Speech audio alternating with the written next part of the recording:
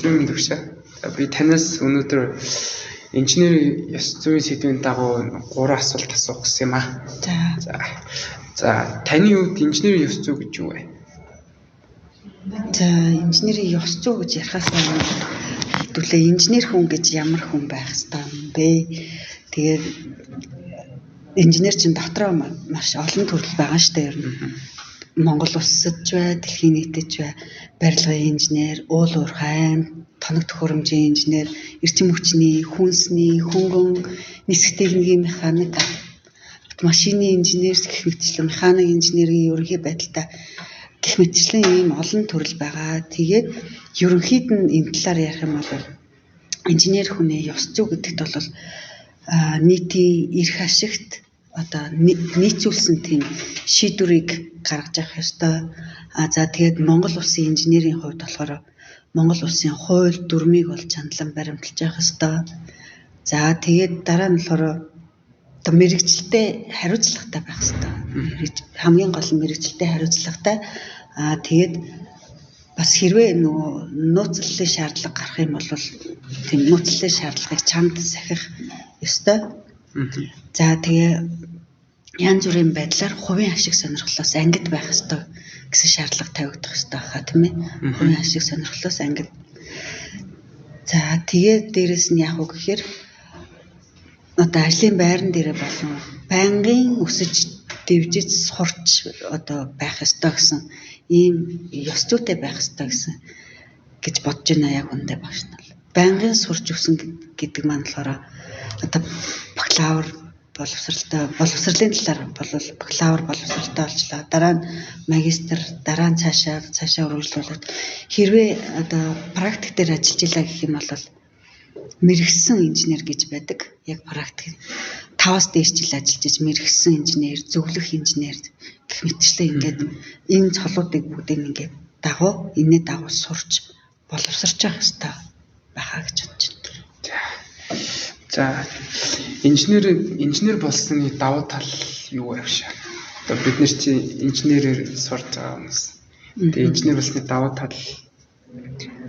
За инженер хүний давуу тал гэх юм бол одоо нөгөө байнга манай улс төр ч гэсэн инженер хүмүүсийг олноор ингээд ягаад чи сургаач тийм ээ энд инженер хүний сэтгэлгээ хэрэгтэй байна гэхээр ямар нэгэн байдлаар инженер хүн заавал одоо асуудлыг одоо олон талаас нь харж шийдвэрлэдэг гэж боддог багш нь бол олон талаас нь харж шийдвэрлэдэг.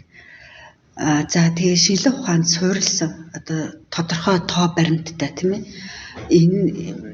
энэ нь ийм учраас ийм байна гэсэн ийм дүгнэлтэнд хүрч идэг. За тэгээд инженер хүн нь бол техник технологийн тийм өндөр чадвартай байдаг. Янз бүрийн тоног төхөөрөмжн дээр ажиллана. Янз бүрийн байдалд одоо дасан зохицох чадвартай гэх юм тийм ээ.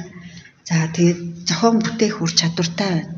Энийгээ дагаад зохион байгуулах ур чадвартай байдаг инженер хүн нь.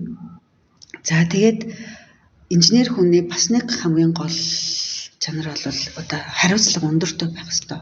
Монгол нь яг барьсан ажлаа яг яс хийдэг, хэлсэн одоо яг энийг хийнэ л гэсэн бол яг тэрийг яс хийдэг тийм байдгаа. За тэгээ бас нэг нь болохоор альва шин зүйлийг санаачилдаг. Санаачилж альва зүйл бүтээлчээр хандах тийм хандлагатай байдаг гэдгээрээ давуу талтай юм болов уу гэж бодож байна багш нь. За дараагийн асуулт болохоор за инженер хүн ямар ур чадварыг эзэмшсэн байх ёстой вэ? Заавал. За энэ болохоор бас их хэрэгтэй л дээ. Мэдээж биднэрт нөгөө 4 жил ч юм уу сураад төгссөний дараа бакалаврын диплом гэдэг юм бид нарыг илэрхийлж идэг. За тэрний дараа тэр хүнээс одоо ур чадварын шалгалт гэж ч юм уу тийм ээ ямар нэгэн ур чадвартай байхыг шаардж байна орж уу. Заавал тийм байх хэрэгтэй. Тэгэхээр одоо 4 жилийн хугацаанд энэ оюутнуудаа хэлэх юм бол одоо хэлний өндөр мэдлэгтэй байх хэрэгтэй. За энэ дотор болохоор нөгөө инженерийн хэллэгүүдийг одоо мэддэг байх хэрэгтэй байгаад байна. Хоёрдугаарт нь болохоор янз бүрийн одоо програмууд дээр симуляц хийж сурах хэрэгтэй байгаад байна.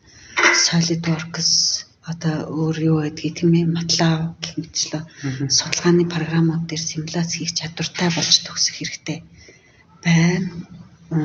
Янз бүрийн одоо сурж явах явцдаа практик дадлага маш сайн хийх хэрэгтэй. Тэгээд тэр дадлагаа дамжаад ур чадвар нь бас сайжирч идэг инженер хүний хувьд. За тэгээд сурч явах явцдаа мөн төгсөл хөтөлбөрт оролцоод тэрнийхээ дагуу ингээ ажиллаад альва зүйлийг шийдвэрлээд ингээ хамтдаа ингээд хөгжөөд явах хэрэгтэй байна гэж үзэж байгаа. Дараа нь болохоор орчин үед ч одоо нөгөө химэл оюун ухаан одоо 3D принтер яг инженер хүний хувьд болохоор тийм ээ 3D принтер робот гэх мэтлэн ийм одоо технологиудыг маш сайн технологиудыг суралцах ийм шаардлагатай суралцах явцтай оюутнуудаа хэлэхэд тийм байвал зүгээр байна гэж хэлэх гэсэн. Ярилцлага өгсөн мөртөө баярлалаа. Баярлалаа.